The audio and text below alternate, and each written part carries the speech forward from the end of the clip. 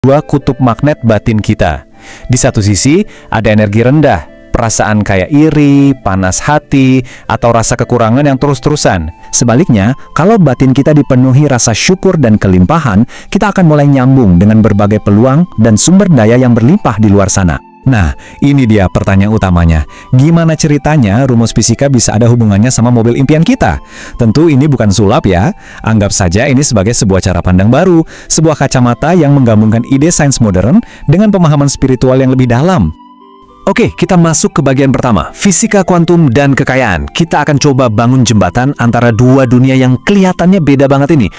Poin kuncinya di sini, kita nggak akan ngebahas fisika murni yang rumit. Bukan, kita akan pakai rumus ikonik Einstein ini sebagai sebuah analogi. Kita akan padukan konsep bahwa energi adalah massa dengan sebuah prinsip spiritual untuk melihat dunia dari sudut pandang yang sama sekali baru. Ini adalah perpaduan antara yang fisik dan yang non-fisik. Lanjut ke bagian kedua. Materi adalah energi padat. Nah, konsep ini nih yang jadi kunci buat mengubah cara kita memandang segala sesuatu. Rumus E sama dengan MC kuadrat itu kan intinya bilang kalau massa dan energi itu cuma dua sisi dari koin yang sama. Jadi, dalam kerangka berpikir ini, coba deh kita bayangkan, kalau benda padat seperti meja di depan Anda atau ponsel di tangan Anda, itu sebenarnya adalah energi yang getarannya lambat banget, sampai akhirnya jadi padat. Jadi, segala sesuatu di sekitar kita, pada dasarnya ya cuma energi dalam berbagai wujud. Kalau gitu, logikanya bisa kita tarik dong. Kalau semua materi itu energi, berarti uang kertas di dompet, mobil di garasi, dan rumah yang kita impikan, yaitu semua pada dasarnya adalah energi yang sudah memadat. Mereka bukan cuma benda mati, tapi kumpulan energi yang bergetar dalam bentuk yang bisa kita lihat dan sentuh. Nah, ini dia pertanyaan besarnya kan? Kalau kekayaan itu pada dasarnya energi, terus gimana caranya kita mengambil energi yang masih abstrak, kayak ide, peluang, atau niat, dan memadatkannya jadi aset benaran yang bisa kita miliki?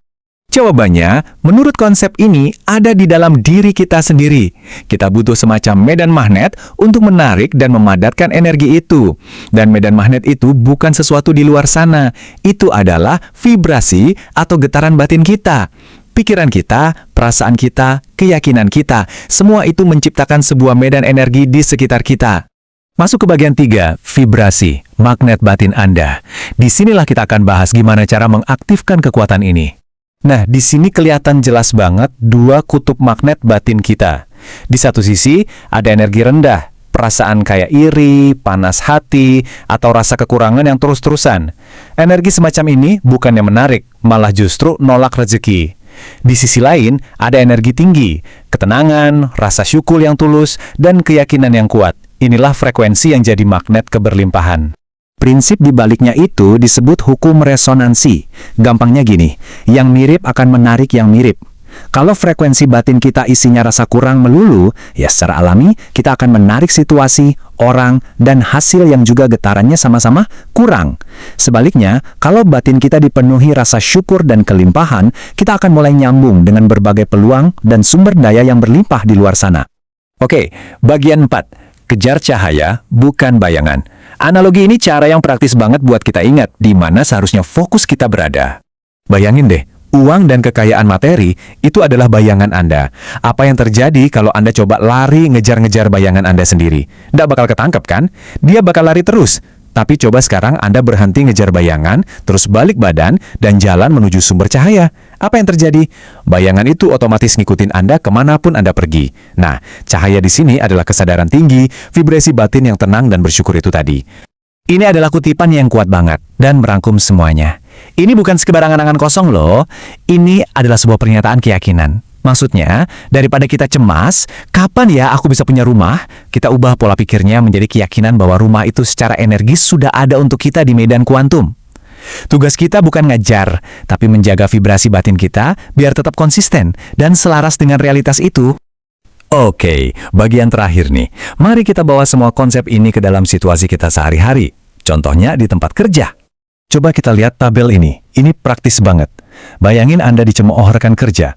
Reaksi energi rendah, itu marah dan tersinggung, yang langsung bikin vibrasi kita anjlok. Reaksi energi tinggi, kita coba tetap tenang, sadar ini cuma ujian ego, dan menjaga vibrasi tetap stabil. Atau pas lagi kerja, apakah kita mengeluh dan merasa kurang terus, atau kita menjalaninya dengan ridho dan merasa berkelimpahan? Setiap pilihan kecil ini nentuin frekuensi yang kita pancarkan ke alam semesta.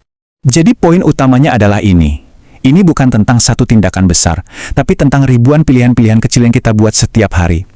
Di setiap momen, kita selalu punya pilihan, mau merespon dengan energi rendah yang menolak, atau dengan energi tinggi yang menarik dan memadatkan rezeki. Kekuatan untuk mengubah realitas finansial kita ternyata ada di pilihan-pilihan sesaat ini. Sebagai penutup, saya mau ninggalin satu pertanyaan ini buat Anda renungkan. Setelah mendengar semua ini, coba deh perhatikan diri Anda sejenak.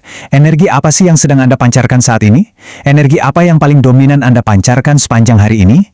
Karena energi itulah yang sedang membentuk realitas Anda di hari esok.